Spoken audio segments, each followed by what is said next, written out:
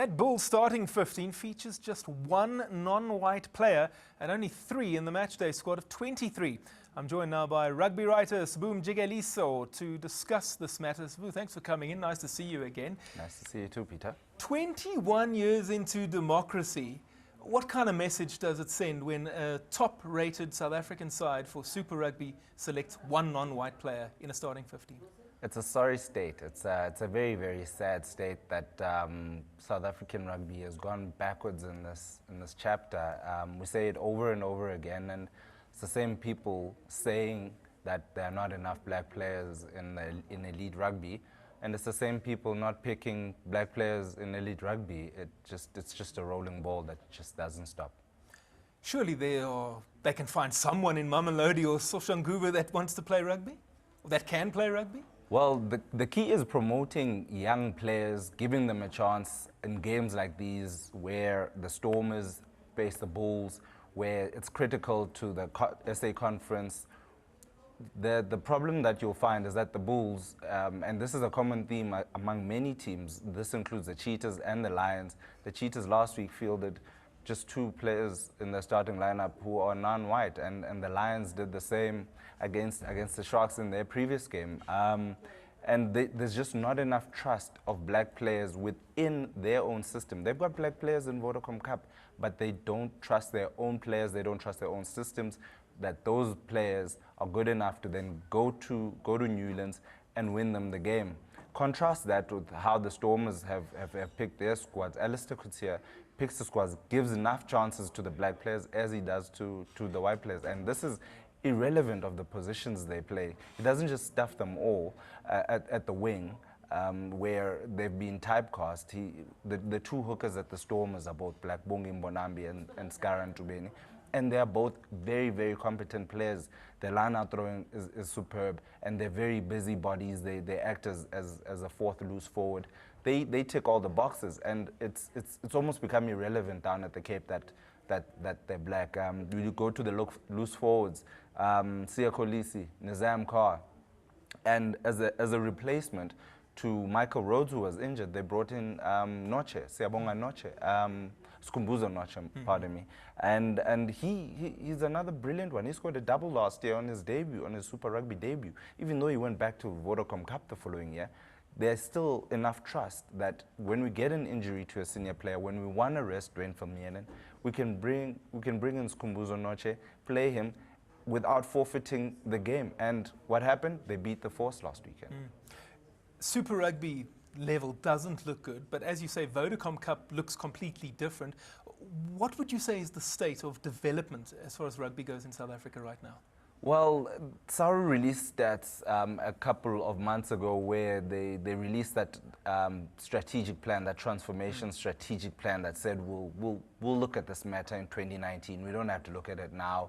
And nobody is being coerced to take the matter seriously. And they said about 80% of players up to the age of 18 years old are black.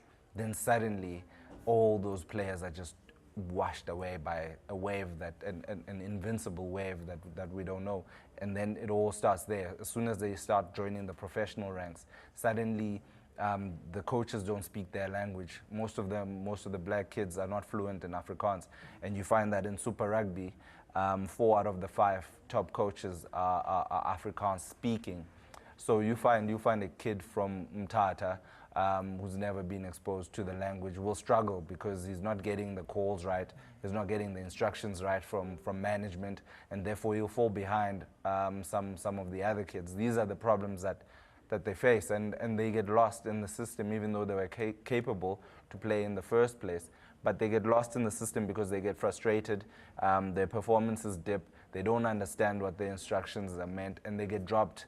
And it's just a vicious cycle, whereas players need to feel welcomed at teams. There needs to be a black coach that can speak a language that they understand, or someone they can relate to when they have personal problems. Someone they can say, oh, okay, a former player, anybody like Akaya Malotana can speak to any player from the Eastern Cape or Western Cape, and they'll relate to him, even if he's there in a capacity as either backline coach or as a development coach or even as an under-19 coach. But there aren't enough of those former players. I know the Sharks have Dion Kaiser and Etienne Finn in their academy, but those guys were never promoted when John Smith came through. John Smith got Paul Anthony from the Bulls in.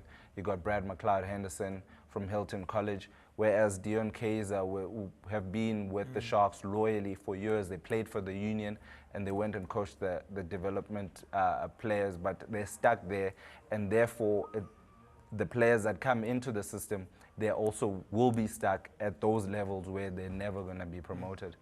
Similar question, how badly are we doing on the transformation front? We're going backwards. We're not only doing badly, but we're going backwards. Like I mentioned before, Cheetahs last week fielded just Reno Benjamin, Cornell Hendricks. I know they lost Caleb Oosthuizen to injury. They lost Teboho Mohoje to injury. They lost Trevor Nyakane to the Bulls. But they're not breeding enough players. They're not giving chances to guys that are black. They're not going to Franco Smith at Shimlas and saying, who are your best players that are black that we can promote and speed up? It's not a priority for anybody in South Africa except for the guys at Western Province. Absolutely not. The Lions, in their last game before the bye against the Sharks, they only fielded Elton Yanchis and Lionel Mapua. These guys have been playing professional rugby for more than 5 years. There are no new faces. Howard Nisi was on the bench there. And I mean, as soon as your wingers are injured in South Africa, you suddenly have no black players. That's how it is. At the Lions, there are no forwards except for MB Lusaseni, who start at Super Rugby level, who are black. MB's just returned from injury now. Without him, they don't have any black forwards. They're not breeding any. It's not a priority for them. It's next week. We need to beat the Cheetahs this week. We need to go away to the Bulls at Loftus and win that game. That's what it is.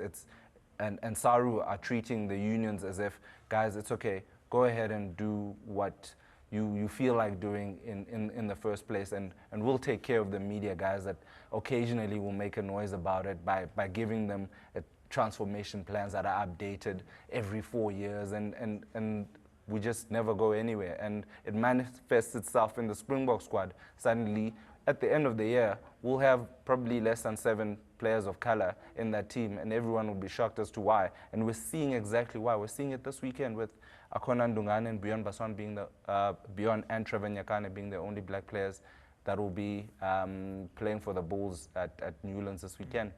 Sbu, we're going to have to leave it there. I think this is the kind of chat that could go on for hours on end. And ages, Thank you so much. I hope to have you back in here with us again soon. Pleasure, Peter.